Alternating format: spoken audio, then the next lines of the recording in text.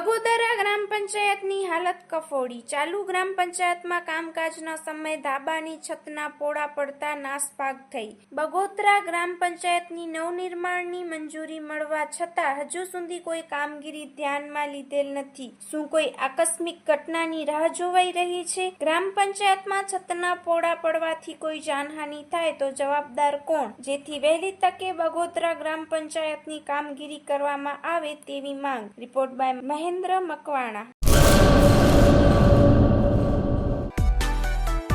મા motor driving, safe and sure driving. Driving એ શોખ સાથે આપની મોટી જવાબદારી પણ છે. અમારા ઇન્સ્ટ્રક્ટર દ્વારા સચોટ અને સરળ માર્ગદર્શન. આપની રોજની તાલીમની માહિતી મેળવીને શું અધુરાશ છે એના ઉપર પૂરું ફોકસ કરાય છે.